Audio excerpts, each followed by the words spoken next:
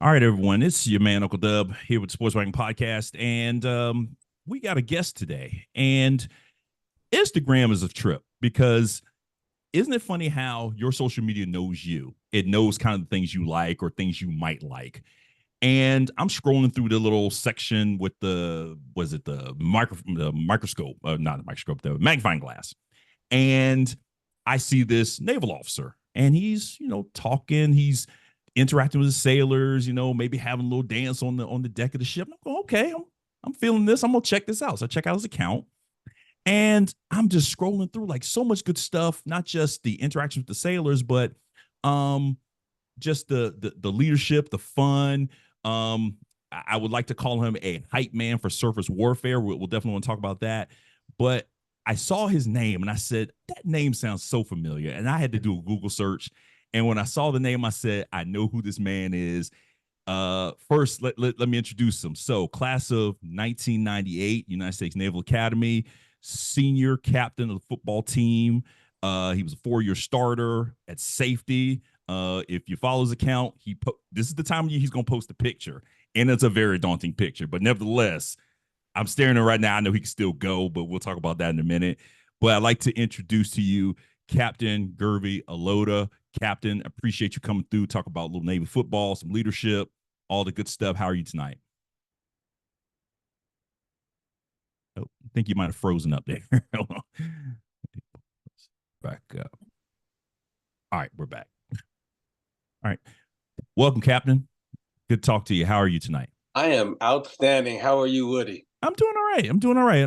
It's Friday, so hey man, it's time to relax and do some things. But I appreciate you hanging out with me on Friday night and talk a little Navy football and some other things. Yeah, I appreciate the invite. One thing I didn't remember how cold it gets out here on the East Coast. So, man, it is a little bit chilly today.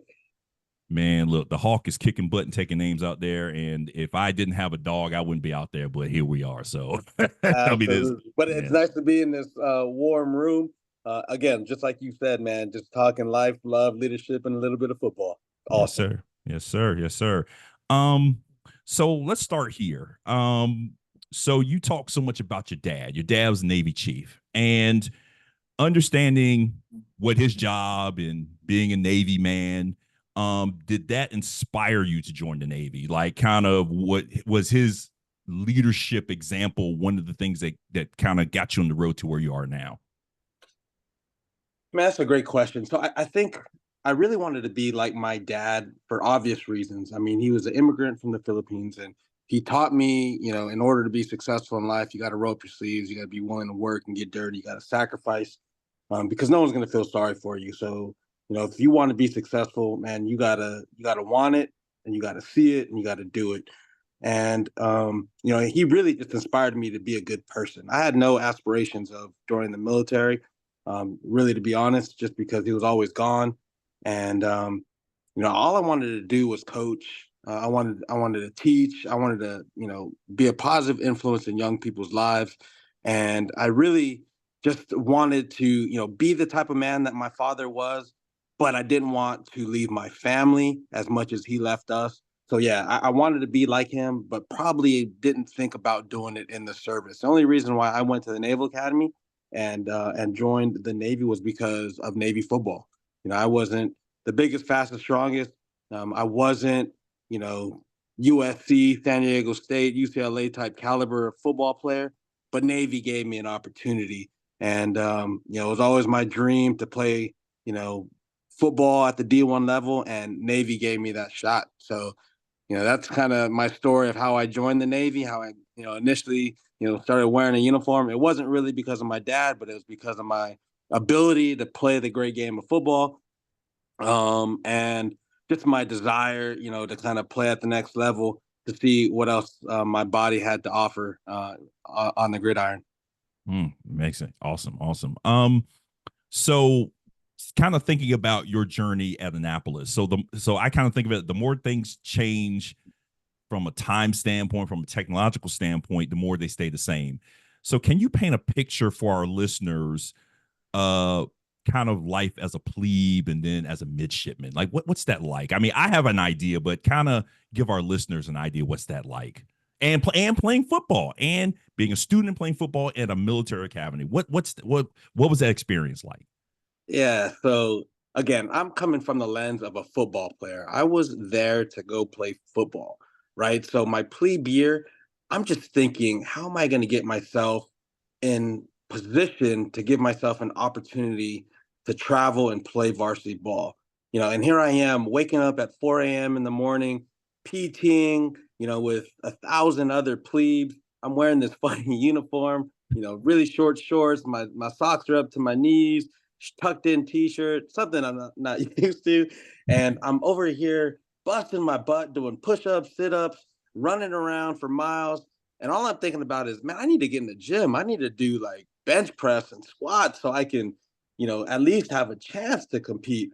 So the whole time, through plebe summer, I realized that I'm not here to play football, man. I'm here, to get indoctrinated into the military through PT, through professional knowledge, through drill, and really just making connections and networks with, with soon to be lifetime friends. When I was in high school, I wasn't hanging out with these kind of people. But next thing you know, like, I have some of my best friends who I never would have thought in in a million years I'd be hanging out with, let alone, my, the godparents to my kids. But, again, so here I am, plebe summer, as a plebe, learning new things about the military, about this life that that I'm going to be dedicating and committing my life to. It's definitely a shock, to my entire being. But it's all for good. Like I look back in my life and I think about those moments where I'm like, what the heck am I doing here? And then something happens. I'm like, oh, that's why I learned what I did. Oh, that's why I'm handling the rifle the way I was taught.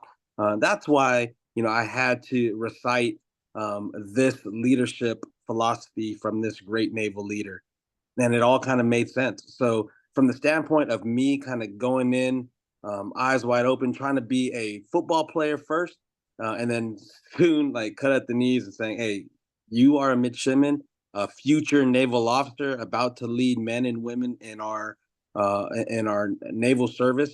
You got to get your stuff together." And so it really got my priorities kind of aligned real quick within the first 2 or 3 days. I realized that, hey, if I wanted to succeed in this organization, I had to be a midshipman first, which entailed doing all the right stuff, and having to put football on the back burner. Because again, that's kind of why we say student athlete. And then of course the academy is very academically rigorous. I mean, so what did you earn a degree in? So I was an oceanography major, and the reason, which is so at the Naval Academy, you have group one, group two, and group three majors. Group one's like your engineering, group two is your science and mathematics, and group three is kind of your liberal arts. So I was I wasn't the sharpest tool in the shed, but so I thought to myself, what major am I gonna like just do okay where I can survive and stay eligible for football? And there was this major called Easy Ocean. And anything that is preceded with easy, I was like, I'm in, sign me up. I don't even know what it is, but uh, I'm all for it if it starts with easy. So I was an oceanography major. And listen, like, academics is tough at the academy, man. As a student athlete, um, taking 20 credit units during the football season is unheard of. You talk to any D1 athlete out there and you ask them how many credits they're taking, at the most it's 12, 15, but it's like easy courses. Man, I had a course load, during my 4 years, like no less than 16. 16 was like my senior year. But like as a plebe, I'm taking 18, 20, and I'm talking, you got to wake up at 6 o'clock in the morning for, a uniform inspection. They got to check to see if you shaved, if your hair's within standards. You got to announce to all the upperclassmen that we're about to have breakfast. You got to, recite some professional knowledge of stuff that was tasked the night before that you had to memorize. Back in those days, we had newspapers delivered to our doors, our doors, and we had to read, we had to recite for 5 minutes two articles about what's going on in the world, and then one sports article. So, I mean, it was just all of this stuff crammed into just the morning. We haven't even got to school yet. And then you go to breakfast when you're just getting berated by the upperclassmen. And then you get this relief, like, all right, go out and go to class. And that's kind of the first time you feel like humans, because you get to walk by yourself without getting yelled at. And then so you go to your classes, and then you have lunch. You got to go back to formation. You got to eat and get berated again by your upper class, and you got to go back out to class. And then, oh, by the way, us football players, now we got to get suited up, and then we got to freaking get after it for 3 hours and just bang on each other, and then change, ice bath, eat, and then by the time we're done with everything and have time to study, it's 8, 9 o'clock. And that was 6 classes I still got to do homework for, man. So you talk about a rigorous schedule. It's no joke at the Naval Academy, and I'm sure it's the same at West Point. And that's why it makes this game so special, is just because we go through the same stuff. We get it. We understand each other, but no one else will understand us. If you haven't lived it, if you haven't breathed it, you will never understand what it's like to be a student athlete at a service academy. Man, and check and also too, I read that you played 4 years of football, but you played 1 year baseball as well. I did, yeah. So I think I would have played more baseball. However, like, baseball is during the spring, and if you really want to be a contributor, if you want to add value to the football team, you can't skip spring ball. And I wasn't good enough. I'm not a Travis, Hunter, where I could just just show up and be amazing. I had to put it in the work, and I credit myself for giving myself an opportunity by putting in the work, whether it's film study. No one watched film like me. I had to rehab my body. My shoulders were messed up. And I just had to work in the weight room because I wasn't the most talented or most or the strongest or fastest, but I worked my tail off. And I would probably give myself credit for having the biggest heart on the team and just putting in the most work. Mm-hmm. Mm-hmm. So I'm assuming you played football in high school. I did. So my number one sport, believe it or not, was wrestling. I wrestled 98 pounds my freshman year, and I was a stud. I was a junior wrestler, Olympic wrestler at the national level. But then it was just too hard on my body. I didn't like to cut weight. So I did, I went to state in California, which is a really, really good state for wrestling. That was my number one sport. My number two sport was baseball. I was a middle infielder. I could run. I was pretty fast. I was leadoff hitter. No one can throw me out if I got the ball on the ground. And then my glove and my hands were really nice. And then football, the only reason why it was my third sport was because I was so small, right? I was a Pop Warner legend, but that's when everyone had a cap to their weight. And Right. I was Barry Sanders out there. No one could stop me because we were all like small and little. But then Right. when you get to the high school level, man, I played at a school called Morse High School, and it was it was the real deal at the time I was there. We were ranked fourth in the nation, and believe it or not, I didn't start on my high school football team till my senior year. So can you imagine? Like, I'm playing D1 ball, but I didn't start till my senior year. I mean, I was traveling, and I was on the varsity team my junior year as the long snapper. I was a Wow. backup, strong safety.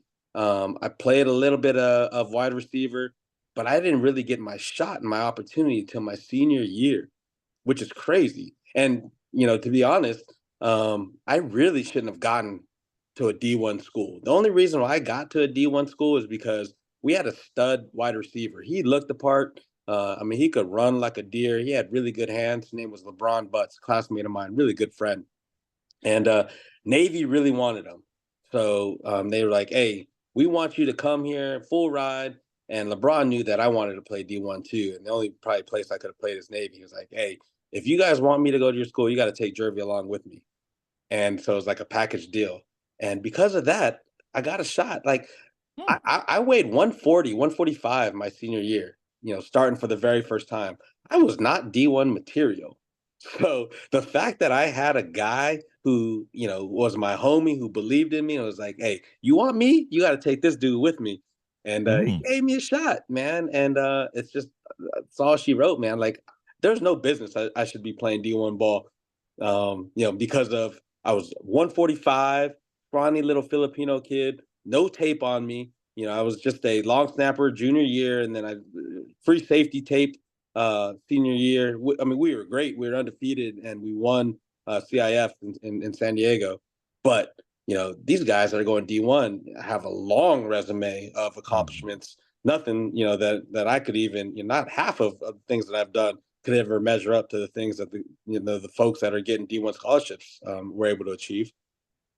Wow, that's man, that's a heck of a story. I mean, and but that's amazing. Like your friend just looked out for you. Wow, And it's that's some good crazy, stuff. yeah. I know that's some good stuff right there.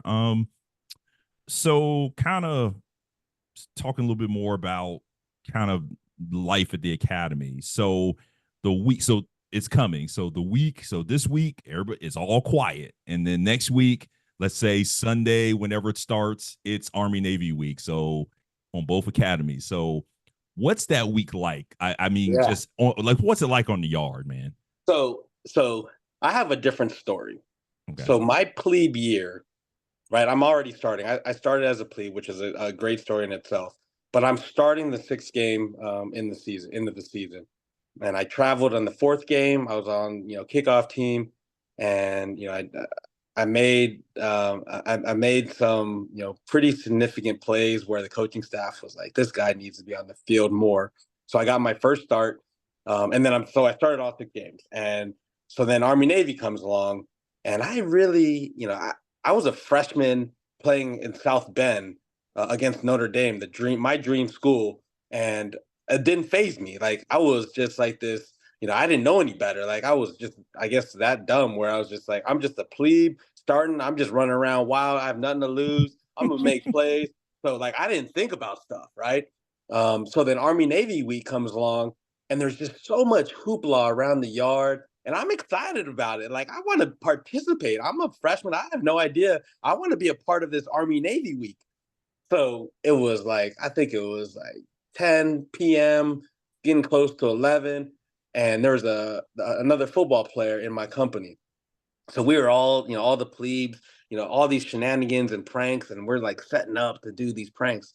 And the guy came up to my room and he was like, "Hey, Gervy, don't even think about doing any of this stuff. Like, you need to be in your rack." And then he put like this sign on my door, like, no pranks, or midshipman fourth class Alota is not to be messed with this entire week. Go to bed, turn off the lights.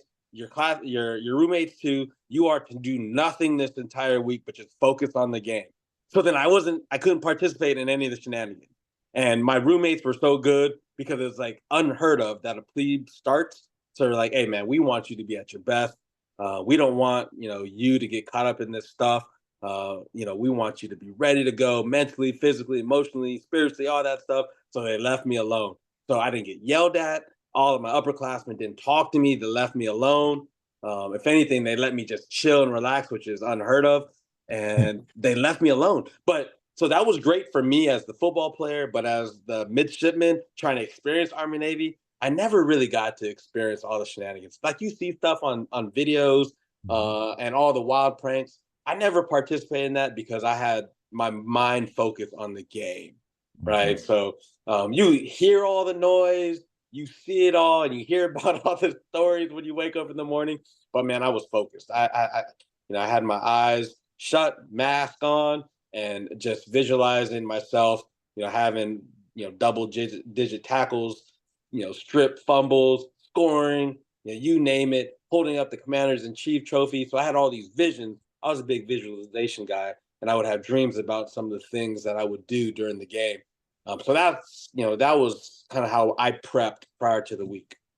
Okay, because you have to figure that, knowing that you were very focused, of course, every week was the same as far as you're in that mode where you're focused on the academics, you're trying to Make sure that you're just getting through the things you need to get through. Like you said, you're getting berated at every meal, but then you get to go to class to get a break, and then you gotta go practice. But then you feel like that week it's time to play Army. It's like everything changes. It's so much different than every other week of the season. Yeah, and the practices are different too. Like everyone puts so much hype in the practices. Like, you know, first of all, you treat every game, your next game as the most important one, right? It's whatever game is next is the most important one. But what makes Army Navy so special, and it did during my time in the late '90s, was when we played the game, the Army Navy game. It was our last game. It was the last game for the seniors. They weren't playing professionally. There was one time we played a bowl game, but it didn't take away from the Army Navy game. And the reason why that game was so important was because those seniors never beat them. So they knew. I mean, we were, I think, 8-2 at the time in 1996, and there was nothing that we were bowl eligible, right? And that was something that was big for the program. But the seniors weren't. They weren't concerned about a bowl game. They were concerned about beating Army, doing something that they never done in their entire careers. So, you talk about like another level of heightened anxiety. It was because those seniors never had an opportunity to beat Army. And the 3 years I was there, up to my senior year, man, we lost to Army by 2 points, by 1 point, by 4 points, all in like freak ways. So, you talk about, the week just being different. I mean, it was certainly different. And I mean, we were locked in as players, but then there was just more emotional, emphasis that was placed on it. After every practice, you had seniors, like 2 or 3 seniors, that would give just an emotional speech about what Army Navy meant to them. And to a T, like all of them got up and just talked about how, we're different, man. Like we go through so much. And I've been, these guys are talking now, and they're saying like they've been playing ball since they were 7, 8 years old. And this is like the last time they're going to suit up. And the last thing they're going to remember is either going to be their winners or they're going to, or losers. And be damned if they go out with their football career thinking that they're going to be losers to an Army team, right? So then it's just all these emotions, man. And like I was really close to all the seniors, and every year they were my brothers. I didn't want to see them go. They meant so much to me in my, just in mentorship and inspiring. I just wanted to get a win for them, and we just weren't able to do it for those guys. And like to this day, if there's any regrets that I have in my life, it's I just wasn't able to get a victory for them. Right. Right. Wow. Yeah. It, the passion in your voice says it all. Yeah. Because one thing I learned a few years ago, I think I've watched this game since I was a kid. Like it's something about, we're in rivalry week. We just finished rivalry week, and it seems as if we get maybe 1 or 2 games to start, then we get the full blast, and then we end with Army Navy. And a few years ago, I learned it's like, hey, they sing, the team sing the alma mater at the end, and they go, the team that wins sings second. I'm going, that's an interesting tradition. I never knew that, but I don't know. I don't know if you know how that tradition got started. I'm just curious. I don't know if you know how that got started. Yeah, I think it's just a respect thing, right? Like it's the only schools where both teams go to their fan base, and they stand at attention, hold hands, or whatever they do, and they pay respect to that service, right? Because after that game, you don't know where they're going to be. They're going to be out in Afghanistan and Iraq. They're going to be fighting for this country, for this Constitution. So we all know that, hey, we battled here and went to war on this field. But you know what? Like, I'm going to see you 6 months from now, a year from now, and we're going to be side by side, as teammates getting after it for our country. So we all know that. We understand that. That's why at the end of the game, man, like, I can't stand Army to this day, but I know I have so much respect for him. And, at the end of each game, as much as, we've talked trash and, just pummeled each other and just try to take each other's heads off, I'm going to stand next to him. I'm going to give him some love and respect, but hopefully I'm going to do that first while he's singing his song. And then he's going to come next to me afterwards while I sing my song. Right. So it started off as a sign of respect. I don't know of any other schools that do that. But so anytime, you know, yeah, the whole thing second, I don't know when it started, but I'm sure like, someone has to go first. But it's the winners that always get that last song and they get the victory at the end. So I'm sure it's probably started from the inception of this game. And that's all I've ever known. Our war cry has always been to sing second. And I've had years. I remember when I was a plebe, and like I didn't really quite understand this thing second thing. And the first time I experienced it, when I was a plebe, we lost. I was in tears, and I'm walking over to our sideline in front of our brigade of midshipmen. I'm in there in tears, and then I feel a hand come around me, and then I'm just kind of standing at attention singing the song. And then I look at the end of the song, I said, "Beat Army, we just lost them." I look, and it was Coach Sutton, Bob Sutton. Mm-hmm. And then he was just like, "Son, you got a long career. Don't put your head down. You should be proud of yourself. You fought your ass off. I'm proud of you. You have nothing to be ashamed of." And then I was like, "Yes, sir." And then we ran over to their side. I walked. I mean, he ran over to his side, and then just the pure joy and exhilaration of watching them sing, and then all their cadets jumped into all of their hands. And I was like, "Man, I need to feel that. That's what I want to feel." And so that moment is super emotional. And again, like there is no other feeling. I had one opportunity to sing second, and there was no bigger joy in my life than to sing second. I mean, there's a lot of things that I didn't know about. Like there's this tradition that we always heard about, never got to experience, which was ringing the bell, the Enterprise bell. Mm-hmm. Anytime you beat Army, you get to beat this bell. And we had the opportunity, like you hear about it all the time, but we never got to do it. So we got to sing second. We got to get that letter sweater with the N star. We got to ring the bell. There was just so many things that you're able to do when you beat those freaking guys over there at West Point. And I'm glad I got an opportunity to experience it. I always tell people like that was probably the biggest victory in my life. I've done a lot of things in my life. Oh, other than marrying my wife I and was, seeing my I was, kids I was, I born. was going to ask you that. Yeah, Okay, yeah, yeah. so top five is the top Yeah, five? Is the top five? yeah.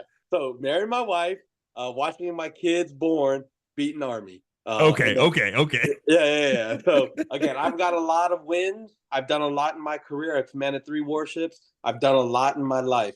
But I can tell you, beating Army is way up there, right? It's way up there. Man, that's I yeah, like yeah. I can again, I can feel your emotion. I can feel it, man. But one more thing about Army Navy, right? Go ahead. Uh-huh. So I'm not one to get nervous. Like even like when I command ships and we're in like some pretty hairy situations, I don't get nervous. And like I told you, like maybe I'm just not smart enough to know that I'm supposed to be nervous. I'm a plebe starting, looking across at touchdown Jesus, with the Golden Dome, looking at Lou Holtz, and I was just like, "Bring it, let's go."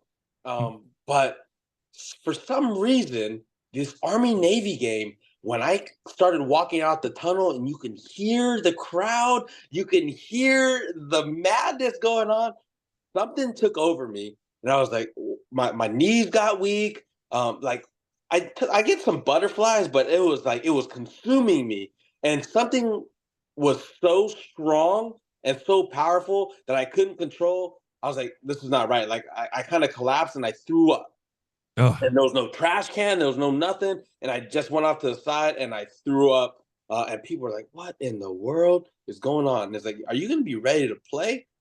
And I just never was able to get past, just all of the tradition, all of the pageantry as a player about to take the field, about to go play this game. It started to consume me. So then the next year I did it again, but this time they had a trash can ready for me because it kind of like people started talking about like Gervy Alota throwing up. So and then every year it was my tradition to throw up before the game. And it wasn't because I mean it was kind of superstitious at that point, but I was still nervous. Like I was right. still nervous before I ran out through the tunnel and onto the field. Nothing ever consumed me or made me more nervous or anxious than an Army-Navy game. And that's how I realized how big, the Civil War, this Army-Navy game truly is to me. Man, yeah. I mean, the first time, okay, cool. Second time, all right, okay, we have the trash can. Now just do it for 2 more years. Oh, come on, now. Yeah. That's just messed up. That's just Yeah. seriously messed up. Come on, Yeah. now. That's not a tradition. Hey, That's just the way but your they do body's like, supposed to work. yeah, but it did. Like I did it. I mean, I'm just a very superstitious guy. As a typical athlete. Like as we're winning, I'm not changing my clothes, my undershirt, my underwear, you name it. I'm keeping it all on until we lose. It's just one of those things Right, right, that's always stuck with me. right. Got you. All right, so you do your 4 years, you graduate, and and I understand that there's a certain selection, so you have to select your branch of service, and you have to get You get selected assigned to your branch, your service. assign. Yeah, you get assigned.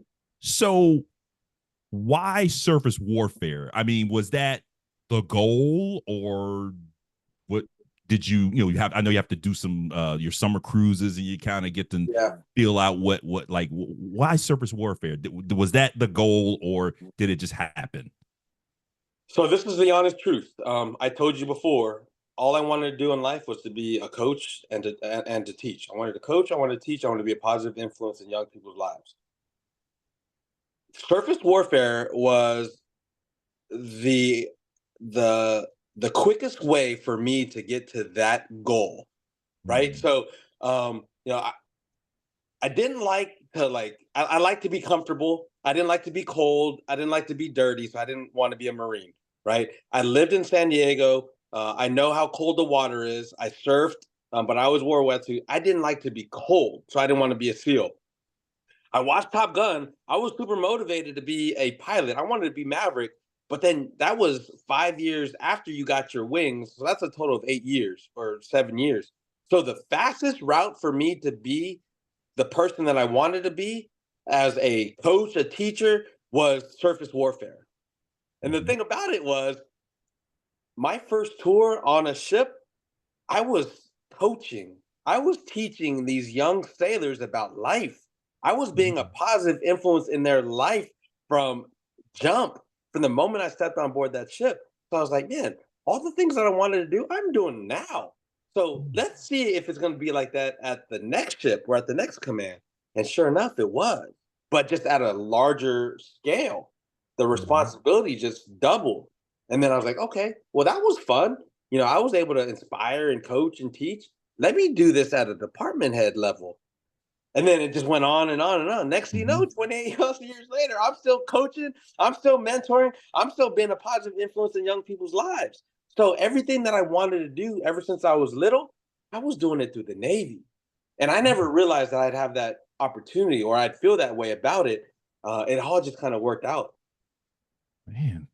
So, but and before we started, we talked about kind of I was speaking about how you just have this inspirational type of leadership. Yeah. That you talk about that mentorship, and if anyone's seen your Instagram page, you talk so much about the way you interact with sailors, the way you interact with junior officers. Like so, like I said, it shows. Like I said before we got Yeah. started recording, for those who are listening, what you do is very genuine. It feels almost as if the thing that you wanted to do, it was almost as if you were meant to do it. Like you just have what it takes to get that done.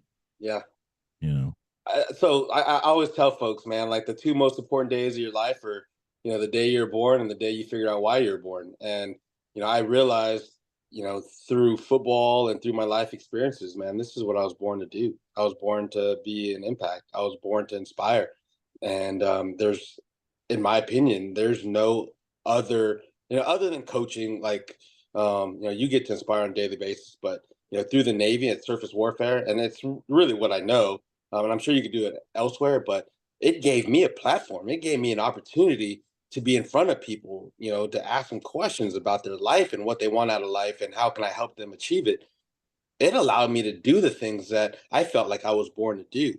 So, you talk about having a passion, having a love for something, you have it, or you're doing it when you're waking up thinking about, man, how am I going to get after this today? And I'm doing it with a smile on my face. And I still do that Hmm. every day. Hmm. And I feel blessed. I feel honored, to have and lucky to have this opportunity. Now, here's the other thing I noticed too, that as I see you wearing your Merchant Marine Academy Yeah, hoodie, and so your son goes to Merchant Marine Academy, correct? that's Okay, correct. and your daughter attended Annapolis. She did. Listen, I gotta say this now. I have to ask you this. I saw the video where you showed her proceeding through plebe year and midshipman and graduation, and then of course you had to give her the oath. Talk about that moment, because I know, listen, as a senior officer giving a junior officer the oath, and that's your daughter, I know you had to just keep it together. Yeah. So I've given her 3 oaths. Mm-hmm. Um, and I don't know if any of them were any easier. Like the first one was to enter the Navy, right? Mm-hmm. And the second one was getting her commissioning. And then the Mm-hmm. third one was her promotion. So they're all just very significant. And I just remember my daughter as this little, carefree, just acting a fool little girl, just no cares in the world, loving on her dad. And now she's a freaking warrior and, super proud. But I just don't know where the heck the time went, and, Mm. you know, you talk about, I know that I really am fond of, and I really talk highly of the surface warfare community, but it has its lows too. And really, the lows for me are all the deployments, the time away from the family.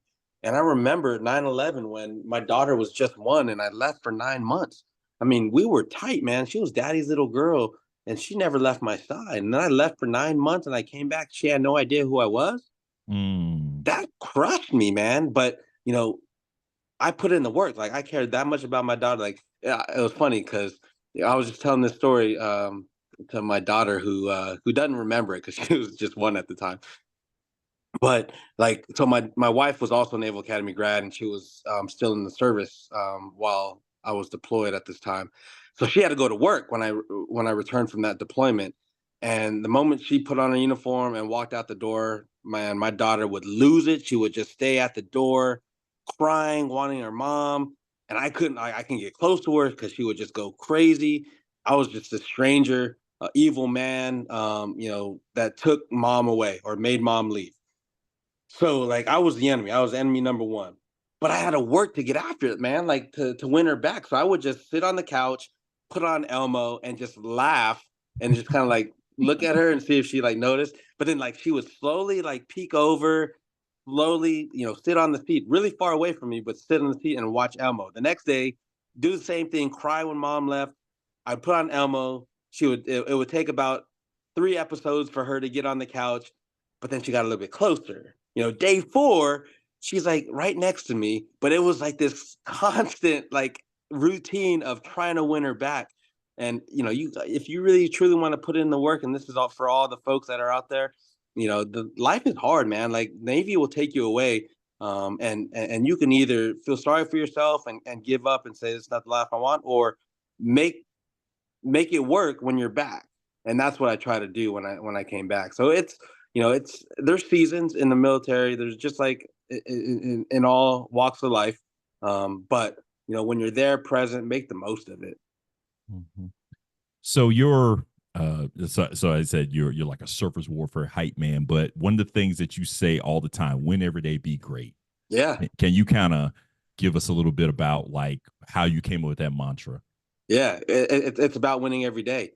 On a ship, on the football field, you should never be okay with losing. You should never be okay with being mediocre. I'm not saying you always have to win. Like I played Navy football, right? Like we didn't always win, but you Right. should always strive to win. Like that should be your end goal, to win in life.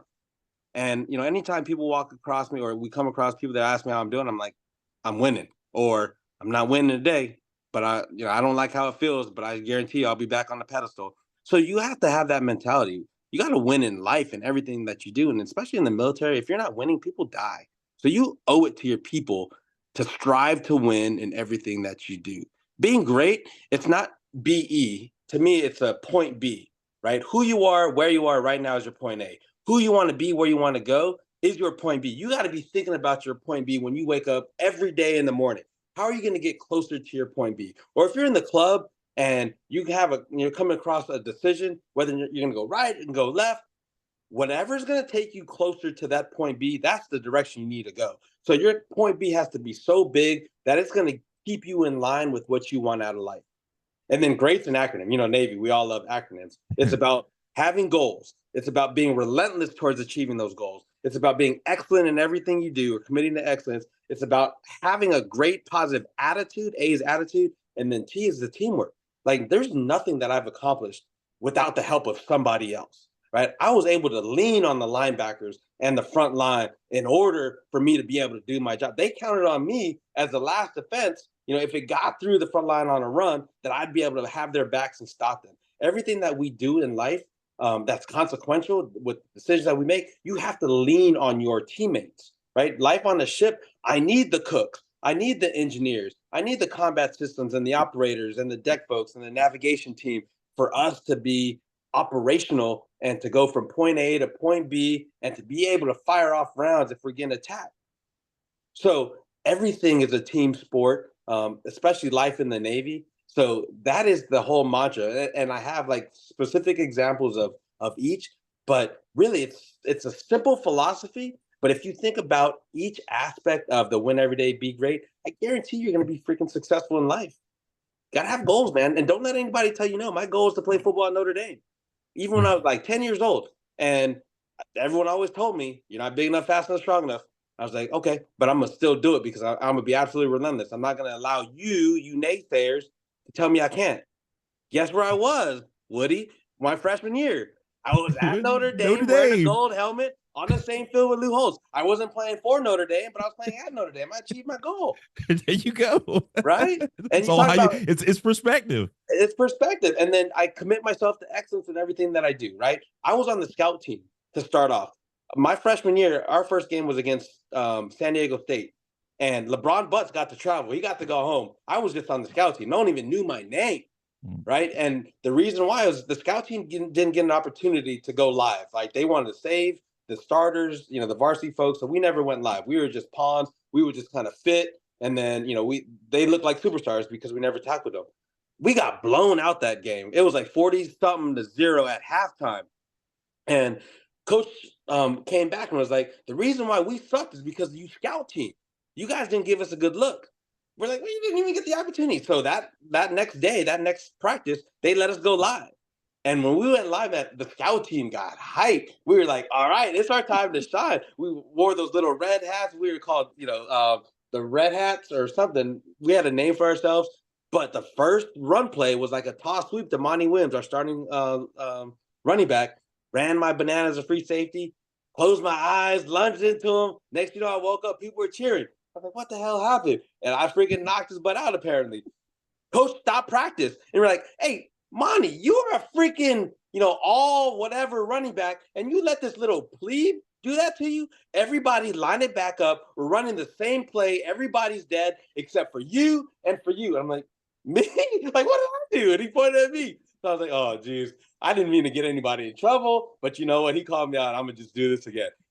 Same result. Next thing you know, I'm just knocked out. And I get back up and people are like cheering me on, and coach stops practice. And he was like, this is the kind of player we want on this team. A guy that has no idea what the hell he's doing, but he just closed his eyes and he just freaking lunged and he just made like 2 tackles against a varsity athlete. Gervy, he was like, what's your name, son? I was like, Gervy Alota, sir. And he was like, hey, Gervy, you're going to travel next game and you're going to be the wedge buster on the kickoff team. I was like, wait, what? Like, this is a dream come true. And I was just like, this is wild, man. I couldn't have scripted any better from my career, especially, football. Like, going into my football career at the Naval Academy, like, my goal was to be on the travel squad by my senior year. Like, I just wanted to wear the uniform and touch the field, in some capacity as a varsity athlete. And here I am, like, second second week of my plebe year, I'm on the travel squad to be on the kickoff team. God, at least somebody pinch me and wake me up, man. Like this can't be happening. And that's just kind of how my career was at Navy. That's why I feel super blessed and always feel like I need to give back because I feel like there are so many people that took care of me and helped me and shaped me to be the type of person I am today. That's why I lead with so much passion and love because I've just been mentored by the best who just, it wasn't about, how fast you were, how fast you ran the 40 or how much you could bench. Man, it was about how much work you put in, how much heart, you display on a daily basis, how much you're willing to sacrifice. And, I was taught by the best and I knew that if I just had an opportunity, I wasn't going to relinquish it. I was just going to work my tail off until I achieved, legendary status. I don't think I'm there yet, but I'm still working to this day to try to achieve it, whatever it looks like. Right. Um, before we started recording, you talked about the challenges, kind of this all kind of came about or started to emerge, the social media aspect of it with COVID. Can you kind of talk a little bit about that? Yeah. So prior to 2020, I've already had two commands of ships, and the way I like to lead is just kind of like a locker room. Like I'm a rah guy. I mean, I'm kind of just born and bred through life wearing pads in the locker room, and that's kind of how I like to lead any organization that I'm a part of. And I'm in their face. I huddle them up. I want them to see my love and my passion for them and for our job. So I take command in 2020, and of course, summer of 2020. If you could think back about during that time frame, George Floyd, Mhm. COVID, Mhm. political unrest, political uncertainty. We're in the shipyards. If anyone knows anything about the Navy, the shipyards is just a terrible environment to be in. So I'm put in this position of leadership, and the way that I know how to lead, I can't do it. Like I'm pretty confident in my leadership abilities, and I know that we can get out of that if they just gave me a shot. But now they're putting a mask on me. Now they're Mhm. saying I can't be within 6 feet of somebody, and I can't bring big masses of people together to give my vision and give my motivation in order to inspire them to do the thing that we're supposed to do. How am I going to do this? So I was just kind of like talking with a bunch of people. No one really kind of gave me answers. They're like, hey, this is just the time we're in. You got to figure out a way. I talked to a junior sailor as we were eating lunch on a barge. And I was like kind of talking to this young sailor, and she said, "Hey, sir, you ever thought about social media?" And I was like, "No, I don't even have Facebook. I don't have none of that stuff. I'm not a big believer in social media." It's like, "Sir, if you want to do the things that you just talked to me about, there's no easier way. There's no more effective way because we're all in this space. We're all on Instagram. If you want to talk to all of us and you want to inspire us, you need to get on Instagram and you need to talk to us every day." So I was like, I don't even know where to start with this thing. So she's like, "Give me your phone." So she got on Instagram. She was like, "What do you want to be called?" And I was like, "I don't know, Captain USS John P. Murtha." That was the name of our ship. So she typed it in. She set up an account, and she's like, "All right, here, say something." So I said something. I was like, "Hey, fam, this is Captain here. I just want you to know that I believe in you. I love you. Go out and do great things. Win every day. Be great. Captain out." It was like very awkward, right? And I wasn't seasoned yet. I wasn't sure how I was all going to react. And then she hit send. I was like, "What did you just do? What did you just do?" And then so next, she goes to her friends like, "Hey, Cam just got a Instagram account. Go follow him. Go, and he's going to do stuff, and he's going to give us his vision, and he's going to talk through our goals and all that stuff. So make sure you guys follow him." So then it spread, right? Next, I had 25 followers. I was like, "Oh my gosh, I'm freaking verified, practically verified." And then I would just do more and more like stories or just post and reel. And they didn't have reels at the time, but I would just talk to them about like kind of just leadership philosophy, scenarios and vignettes, and just different situations.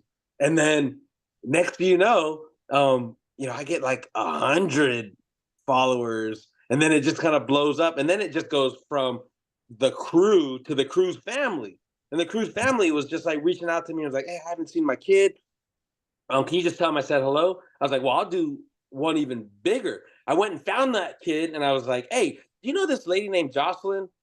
Or do you know a lady named Jocelyn?" She's like, "Yeah, my mom." I was like, "Yeah, your mom DM'd me and said that she hasn't heard from you since you left boot camp. What do you want to tell your mom?" And I would just put them on the spot like that, and then I would post that. And next, I had all these requests. So that was like my mom request kind of segments, and it just went viral. And all these people now start DMing me, and I would post it. And now I was infecting like the families. So then it went from, just the ship to the families, now to the surface Navy. Now it went to even bigger and is going to, all of the Navy. So now it's Mhm. kind of just blown up. And it's kind of like one of these things that's, I've still got a day job. I still got to, make my money as an '06 captain. But on my side hustle is just positively infecting the Navy with, just feel good stories. Nice, nice. That's and it's crazy that it all came from COVID. It's crazy.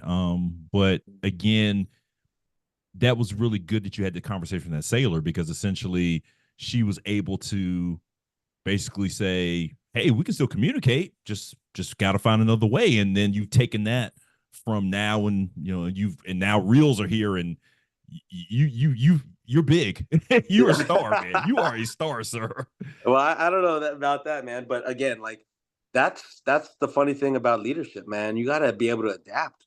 You got to be able to reach the people in their space, and if you can't adapt and innovate, you're going to lose your people. And that's we started off with the pod just talking about football, but I've learned that in football. Like you have this grand master plan that you practice all week. If you're getting slaughtered and you stick to the same thing, you can't make adjustments, then you're not going to ever win. Like you got to be able to adapt and adjust on the fly. And I mean, I've been blessed to have great coaches that were able to do that. And you can't just stick to your old ways and think that it's going to work.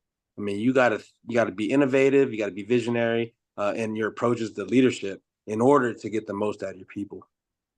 You talked about mentors. I mean, who are some people who were really big mentors to you, kind of to help you develop kind of your leadership style?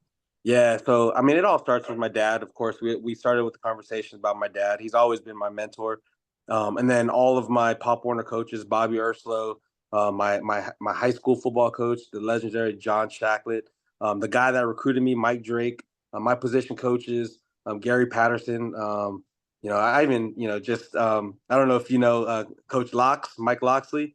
He coached Oh, me. who Yeah, who, so, who doesn't know? right. Head coach in Maryland, who doesn't know locks? Come on. Absolutely. So I knew Mike Locks when he was just, fresh out of Townsend, and his first coaching gig was at the Naval Academy Prep School. And you talk about someone fiery, like he's fiery now. He's kind of chilled out a little bit. I mean, Mhm. I'm sure we've heard about all of his New Mexico days, but imagine him fresh out of college, like young. He could still move. I mean, he had really good footwork, and he had a really freaking mouth on him. But he got me to where I mean, I can tell you that I owe him my entire football career because he gave me a mentality, of just pure like dog mentality. That was because of Mike Loxley, Gary Patterson, just true geniuses. But coaches aside, man, I've had great mentors. All the captains through my football playing careers. I always wanted to be just like them. They were just fantastic leaders that have just inspired me and showed me the path.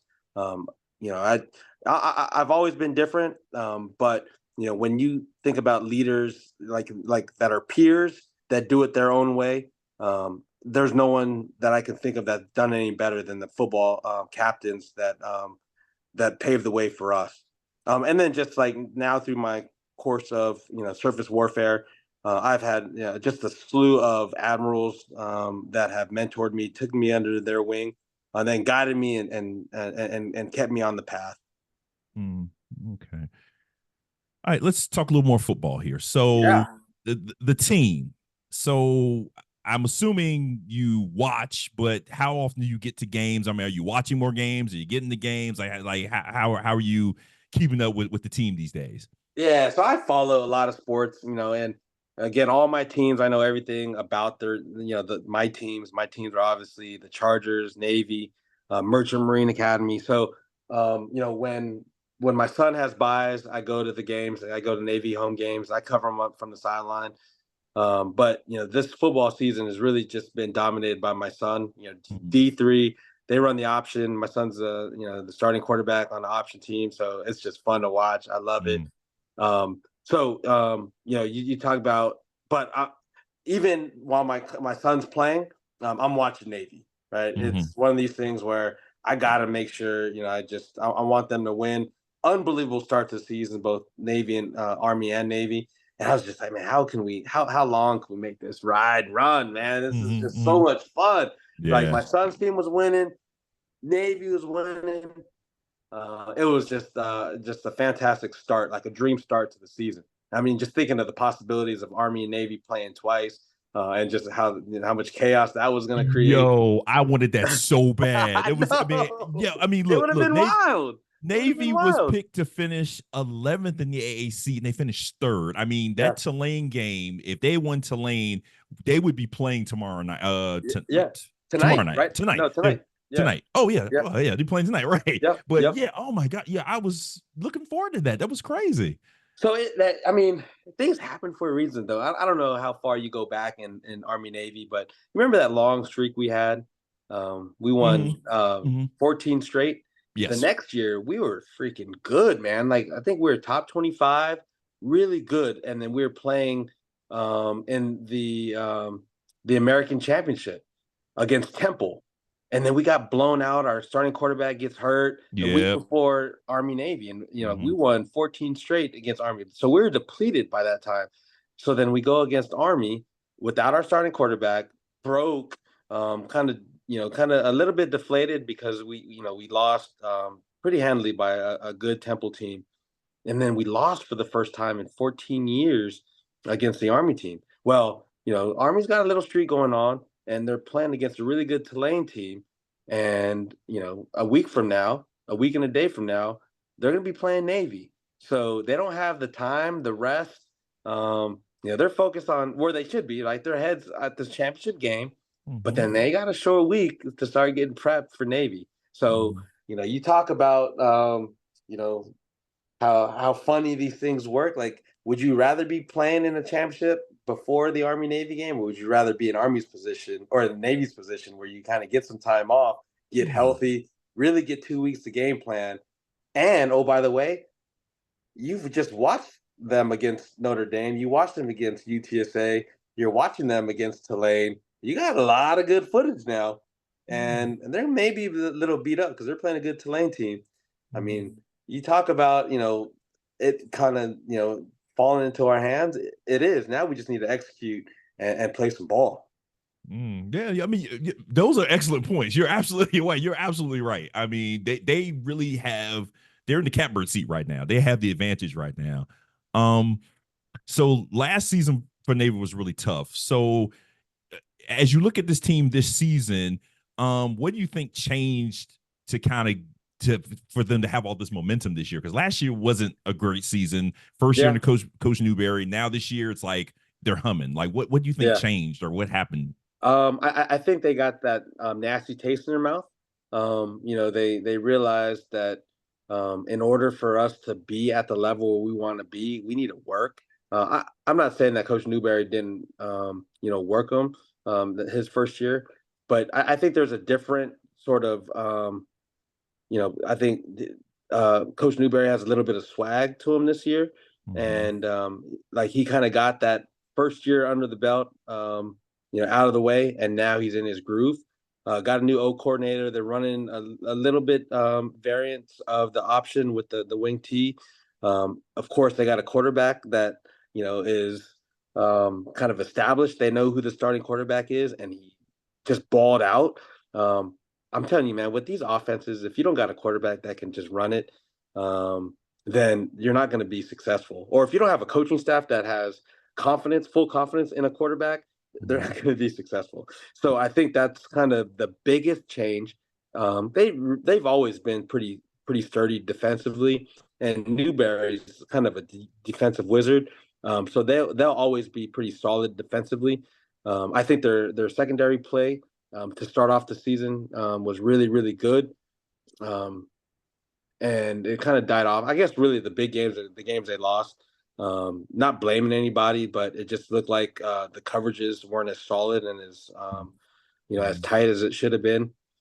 But I think the biggest difference is having a quarterback, having belief in a quarterback, and being able to mix up the offense, being able to not be so, I mean, it's lately, the last several years, so predictable. I mean, you really knew, like, anytime you got behind the sticks, it was really easy to play against Navy. But Yes. now that sometimes you get yourself in third and longs, we're still able to get ourselves out of it because Mm-hmm. we have a respectable passing game. Mm-hmm. Yeah, and that's kind of the one thing, and it seems like this has been that there for a while, that Navy's passing game wasn't great, but now it's something to be feared. Yeah. Yeah, and because I think we go to it more. Like, I mean, we're starting off on first downs, even if it's just like quick throws, quick screens. It's something to get the ball out to give the defense. You got to respect the pass. You got to spread out the field. You can't just put everybody in the box. You have to be able to respect the folks that are on the hash, and that it kind of loosens up for the run a little bit. So it'll be really interesting to see how Army attacks our offense. Okay. All right. So let's go here because I want to get couple more things here.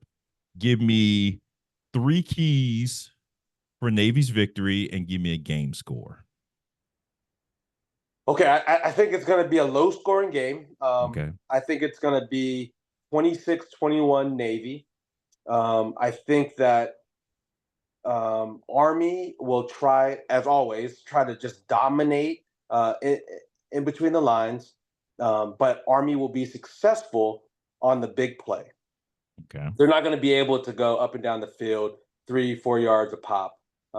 They're gonna have to get a big play for Army in order to put points on the board. So are you talking tips for 3 keys for Navy to win? Yeah, 3 keys for a Navy victory. Yes. Okay. So number one, right, it's been their Achilles heel. They can't turn the ball over.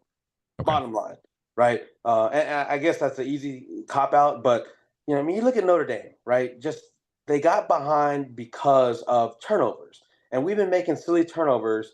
I guess the last game was pretty solid, but we can't afford to turn the ball over. We're not that good, to be turning the ball over and still expect to win.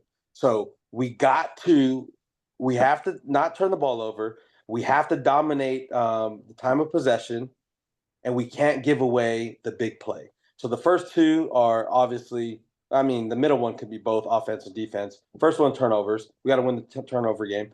Second one, we have to win the time of possession game. Whether it's get the 3 and outs, don't let Army drive and have these long sustained drives, and then we got to be able to maintain the ball as well. Dominate the line of scrimmage, run the ball, and just control it in the trenches. And then the last one, just don't make any stupid mistakes by giving up big plays. Okay. Yeah.